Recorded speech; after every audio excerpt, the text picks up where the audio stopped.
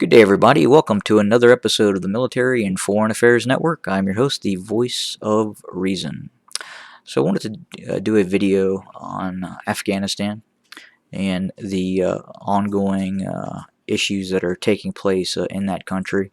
Obviously, we understand that the Taliban have gained almost full control over Afghanistan, and I'll just go through the map, and you can kind of see all the gray areas where the Taliban have taken charge, and it's really becoming more into light the deficiencies of the Afghan National Army, what was really going on in the background, and really what a fiasco it has become, especially in terms of the amount of treasure and wealth that the United States has expended on the Afghanistan National Army in the area of $90 billion over the course of 2 decades. It's really just a travesty and just unbelievable waste of resources.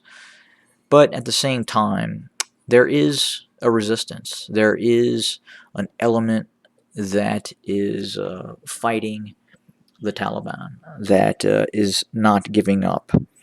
And it's a collection of former Afghan commandos, the more elite forces, the better trained forces, the forces more willing to engage the Taliban in active combat.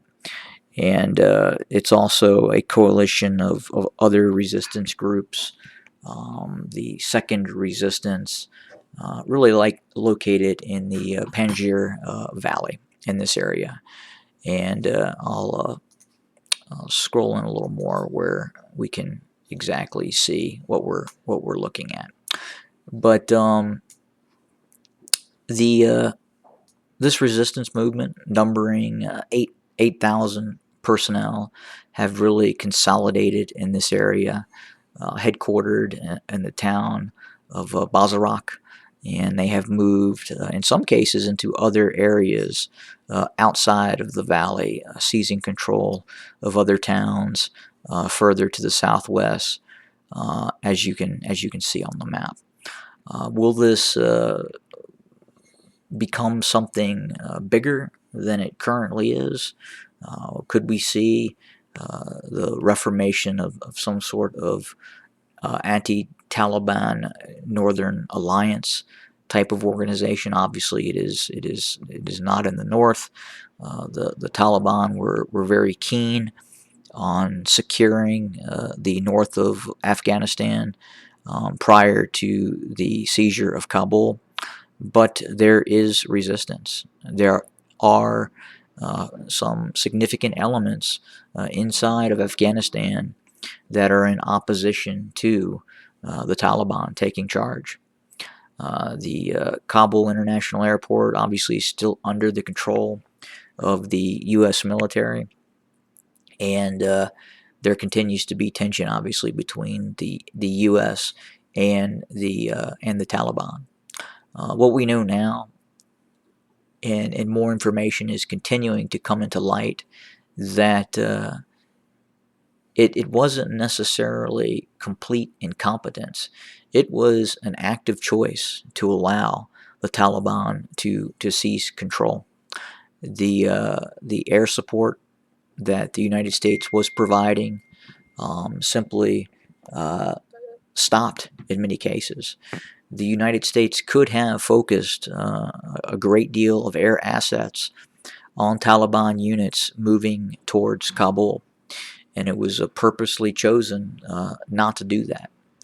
Was the reason that choice was made, was it because the Taliban had infiltrated Kabul and were possibly threatening U.S. assets inside of Kabul?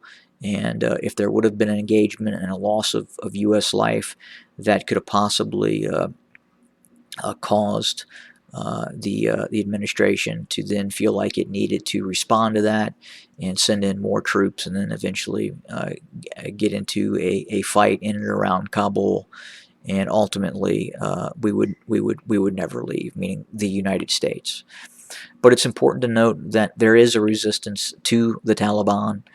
There is organizational elements that are organized and currently fighting the Taliban inside of Afghanistan. They do not control the entire country.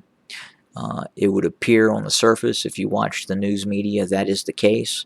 But there is significant resistance to the Taliban, and there's also internal fighting that occurs within the Taliban as well. It is not a completely cohesive organization, especially when it doesn't have a real enemy to fight per se. But it will be interesting to see what occurs in and around Bazarak as these formations, as these anti-Taliban formations look to consolidate in this area. And then the question is will the Taliban look to launch an operation to drive these units out and to completely eliminate them? We will continue to watch the situation on the ground and obviously report. Have a great day, everybody.